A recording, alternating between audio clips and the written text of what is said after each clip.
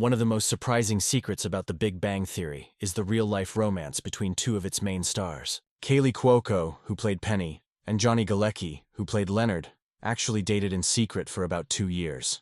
Their on-screen chemistry as a couple was so strong that it made fans root for them from the very beginning. But very few people knew that their real connection was happening behind the scenes as well. Kaley admitted in interviews that during the first season she only had eyes for Johnny, even if they were both dating other people at the time. Their relationship became especially strong around the time of the famous elevator shaft scene in Season 1, where Penny and Leonard shared a moment that became iconic for the series. Johnny later admitted that the spark between them was so distracting that they had to acknowledge it, even though they kept their romance private. Kaley eventually revealed the relationship years later. She even shared that after they broke up, they stayed close friends and continued to work together without tension. However, filming their intimate scenes after the breakup sometimes became awkward, especially when the show's creator, Chuck Lorre, gave them even more romantic moments after he knew they had split. It was almost as if he was teasing them in a playful way. There were also funny stories about how Kaley and Johnny secretly met during Comic-Con trips, sneaking through underground hotel passages to avoid being seen together. This secret romance adds a strange but fascinating layer to the show, because while audiences were falling in love with Leonard and Penny's story on screen, the actors themselves were going through their own hidden romance off-screen, one that no one knew about until much later. Fans of The Big Bang Theory often saw the characters climbing stairs to get to their apartments, usually while having funny conversations along the way. But what most people didn't realize is that all those staircases were actually just one set, cleverly redressed to look like multiple floors. Instead of building a tall apartment set, the production team created a single staircase in Stage 25 at Warner Brothers Studios, and they would simply change small details to make it look like different levels. Things like door numbers, plants, bicycles, or even the out-of-order sign on the elevator were swapped around to create the illusion that the characters were climbing multiple floors. According to Kunal Nair, who played Raj, filming these scenes took a lot of patience. The actors would walk down the stairs, then freeze in place while the crew quickly changed the props to make the staircase look like another floor, and then the actors would continue their lines as if they had just walked further up the building. This gave the audience the impression that the characters were walking up endless stairs, when in reality it was the same small set over and over.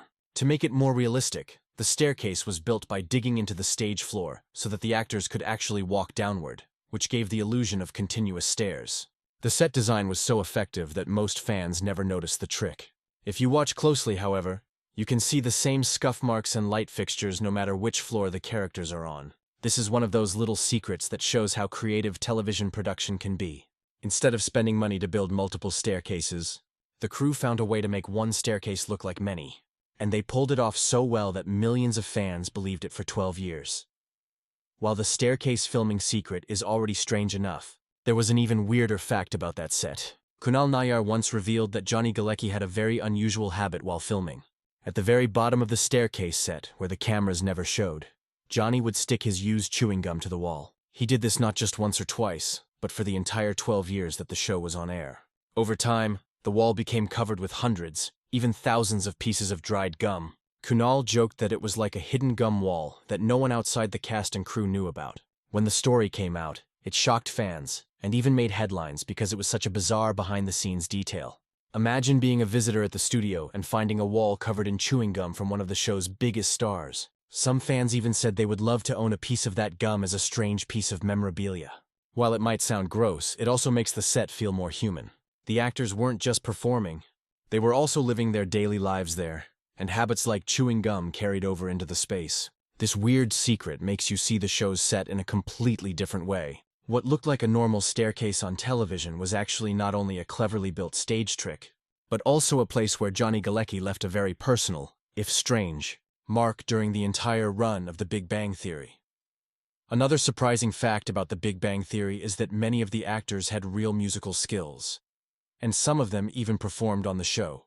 Mayim Bialik, who played Amy, learned to play the harp specifically for her role. She even performed songs like Everybody Hurts and Wanted Dead or Alive during the series. Jim Parsons, who played Sheldon, also had his share of musical moments. He learned to play the theremin, a very unusual instrument that makes futuristic sounds, and he also played the bongos and piano on the show. Johnny Galecki is a real-life cellist, and in one episode where Leonard plays the cello, he actually tuned the instrument correctly, showing that he really knew what he was doing. Simon Helberg, who played Howard, is also a trained pianist and has been playing since he was a child. His skill was used in multiple episodes where Howard performed with his friends. Even Kunal Nayyar, who played Raj, showed his guitar skills on screen. This means that when you saw the characters playing instruments, they weren't just pretending like many shows do. They were actually playing for real. This added a level of authenticity that fans might not have noticed but definitely felt. Instead of looking fake or forced, the musical scenes came across as natural and believable, because the actors were genuinely talented. This is one of those hidden details that shows how much effort the cast and crew put into making the series not just funny, but also realistic in its own quirky way. If there is one word from The Big Bang Theory that fans will never forget, it is bazinga. Sheldon used it whenever he pulled a prank or wanted to show his cleverness, and it quickly became one of the most quoted catchphrases in modern television. But where did this strange word come from? It wasn't originally written as part of Sheldon's character. Instead, it came from the writer's room itself. One of the show's writers, Stephen Engel, used to play practical jokes on his co-workers. For example, he once hollowed out a grapefruit, taped it back together, and offered it to someone as if it was untouched. When the prank was revealed, he would yell, "Bazinga!" as his personal gotcha phrase. The other writers found it funny and decided to include it in the script. The first time audiences heard bazinga was in the season 2 finale, and it became an instant hit.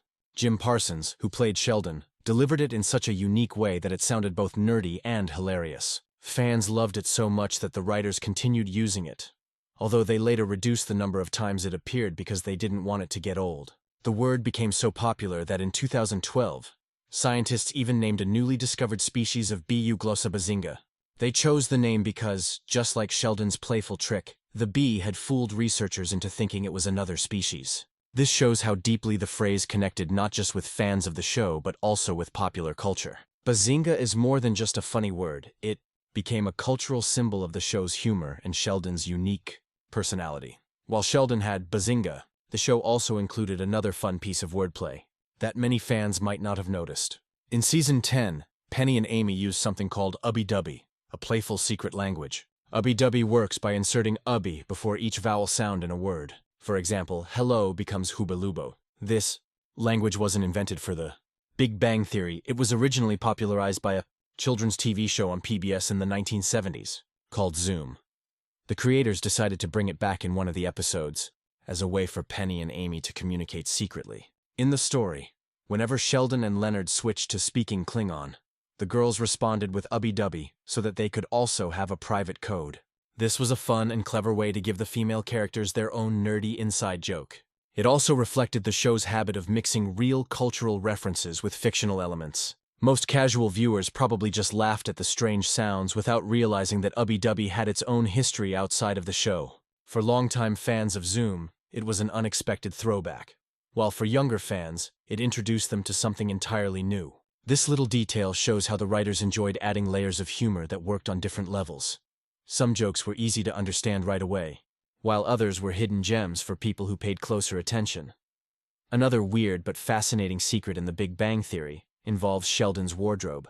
Fans might think that Sheldon's t-shirts were just random, geeky designs, but in fact, they were carefully chosen to reflect his mood. The writers and costume designers based this on the color spectrum of the Green Lantern Corps from DC Comics. Each color in that comic universe represents a specific emotion, and Sheldon's shirts were designed to match. For example, whenever Sheldon wore red, it meant he was angry or frustrated. When he wore green, it symbolized willpower or confidence. Yellow showed fear or anxiety, blue represented hope or calmness, and orange stood for greed or strong desire. Violet and indigo also appeared occasionally to show love or deeper emotional states. This was a subtle Easter egg that most fans never noticed, but it gave Sheldon's character an extra layer of depth. It also showed how much thought the creators put into even the smallest details of the show. Instead of just dressing Sheldon in random geeky shirts, they created a hidden code that reflected his inner feelings. This secret is especially fun for fans of comic books, since it connects Sheldon's wardrobe to a beloved piece of DC lore. Next time you watch an episode, pay close attention to what color shirt Sheldon is wearing. It might give you a clue about what he is feeling in that scene. While Sheldon's shirts carried hidden meaning, Penny's fridge also held some surprising secrets. If you look closely during scenes in Penny's apartment, you'll notice that her fridge is covered with photos. At first, it might seem like just normal set decoration, but the truth is that most of those photos were actually real pictures from Kaylee Cuoco's life. Some of the photos were of her with fellow cast members, while others included behind-the-scenes moments with the crew. As the show went on, the fridge photos changed to reflect Penny's growing social circle. When she moved in with Leonard, many of the photos came with her, showing how her character was building a real family. There was also a very emotional detail added after the passing of Carol Ann Susie, the actress who voiced Mrs. Wolowitz. To honor her, the production team placed her photo on Penny's fridge as a quiet tribute. It stayed there for the rest of the series, giving fans who noticed it a touching reminder of the actress. There are even some hidden Easter eggs among the fridge photos, such as a still from Leonard's dream sequence in the elevator shaft. This shows how much care the creators put into the small background details of the show. Penny's fridge wasn't just a random prop, it was a living piece of the set that carried real emotion and personal meaning for the cast and crew. Another hidden fact that surprises many fans is about Leonard's glasses. From the very first season, Leonard was always seen wearing thick-framed glasses as part of his nerdy look. But what most people don't know is that the glasses had no lenses at all. The reason behind this was purely practical. Since Leonard often had to look up at Sheldon during scenes, the studio lights would reflect off the lenses and cause distracting glare on camera. To solve this problem, Johnny Galecki suggested removing the lenses completely. The crew agreed, and Leonard's glasses stayed lensless for the rest of the series.